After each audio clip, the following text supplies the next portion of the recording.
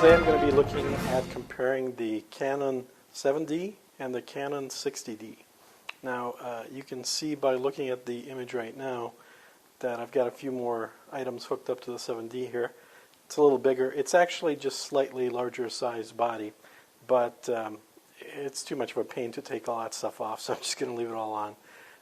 The battery grip for the 60D hasn't arrived yet, so it is as is. Now you might be wondering why I've got a 60D when I already have a 7D, and the answer is the 60D does have some advantages when doing video, and that is something that I've been doing more and more of recently, so definitely something that makes a larger consideration for which camera I'm actually using. But what I did want to do is really compare the two cameras side by side. They've got some very similar features, but there are also some differences. So obviously the visual ones, there's tons of photos of them out there. You can see those fairly easily. So I'm just going to point out the most obvious. You can see the size of the prism, which corresponds to the viewfinder on the 7D versus the 60D. The 7D does have a full 100% view in the viewfinder. The 60D is 96%, I believe. And then the other difference is in terms of the number of buttons or controls on the camera. One thing that I noticed that I hadn't read any reviews, but I'd certainly noticed right away, is the 7D has a depth of field preview button right here. It's not a mechanical one, it's an electronic one. In fact, you can program what it does, but that's typically where it would be on most cameras. The 60D does not have a similar corresponding button on it at all. So that's one fewer buttons to program. You can also see that there's actually a function button on top here between the shutter and the dial on top. This is on the 7D. On the 60D, again, there is no similar button up top. We do have the 4 buttons for controlling functions on top on both cameras, although they perform slightly different functions. On the 7D, each button does double duty. So we have white balance and focus type. We have, or rather, exposure type. This next button is autofocus type selection, as well as drive type selection. So whether it's continuous, high speed, low speed, or single shot. And the third button is ISO adjustment, as well as flash exposure adjustment. And then the final button is the backlighting of the screen.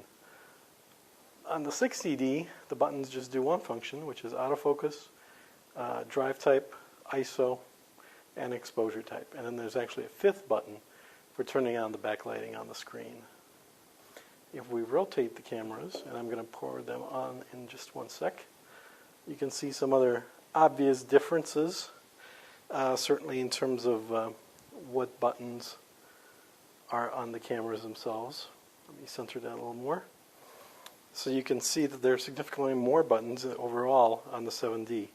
And ignoring the battery unit here on the bottom, there's still quite a few more buttons. Although I have to say, after using the 60D for a little while, I do like the ergonomics on it more. On the 60D, if you're holding the camera normally, all these buttons are accessible with your thumb without really having to adjust your hand. Now I'm adjusting my fingers just simply because I'm leaving the camera on the surface here, but ergonomically there's only one button on the left side, and that's the delete button, which presumably would be the least utilized. On the 7D, if you're shooting, you certainly have the joystick, the wheel,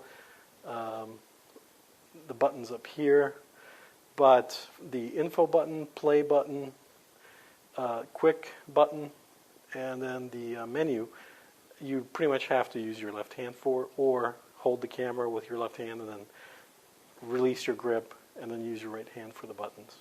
So let me power on the cameras, and I will have to flip open the screen on this one, which of course is the other obvious notable thing about this particular camera, is that the screen does rotate, whereas on the 7D it does not. What I'm going to do is rotate this around and then flip it back. That way we're going to have pretty much the same view of both cameras. I'm going to also center the cameras just slightly here. And then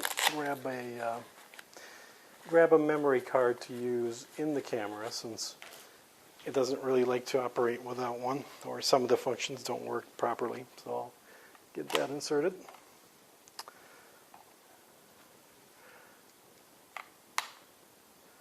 Now I have found that the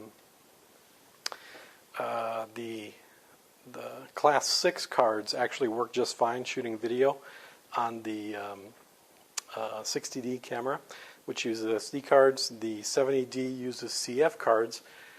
And there, I've gotten by with 266 class cards, but to really make sure that your video doesn't stop midway, or if you're shooting a series of high-speed images, you really want to be using something that's faster. Currently, I'm using a 533, which is probably a little bit of an overkill even for that camera, but nonetheless, it gives me enough headroom. So let me pop that out. It's A-Data. Now, some people don't like A-Data. I've had really good luck with them, so I just keep using that. Anytime I have good luck with a card, I tend to stick with it and buy more of the same type of thing. One other difference, aside from buttons, that you'll notice right away is the dial on top. On the 7D, we have 3 custom modes, which is quite useful. So you can set a couple of them up for different types of photo shoots, and then one mode for video type shooting. And then you've got the basic bulb manual, aperture priority, speed priority, program, and then a couple of automated modes. There's also no button. You can just spin this, although it's a fairly strong clicky dial, so you're not going to bump it. I've never bumped it accidentally. On the 60D, the dial has a center button. You cannot rotate it without pressing the center button, which kind of covers up what I'm doing. But it has a lot more modes because they put a lot of automated modes in here as well. So other than removing or reducing the custom modes, just a single mode, 1C, then you've got the regular manual modes, the B, M, AV, TV, and P, and then you've got quite a few automated modes, like the green square. You've got a no flash, you've got creative assist or adjustment, and then a macro mode, some other modes that presumably set the camera settings according to what the best exposure is going to be. And then finally, you have a video mode out here. So it is kind of a pain to have to rotate that dial every time you want to switch into video mode or back into manual modes, which is typically what I'm going to be shooting. On this camera, the switch from video is a lot easier. It's just a flip of this switch. So in any mode above, you can flip on the video and then hit the start stop button. Here, you don't have a dial, you just have the start stop button for video or live view, as the case may be. So the next thing I want to do, and I'm going to ignore image quality for now, is just go through some of the functions. So I'm going to actually separate this out into a separate video so that we don't hit any kind of a maximum video size limit. So I'll see you after the break.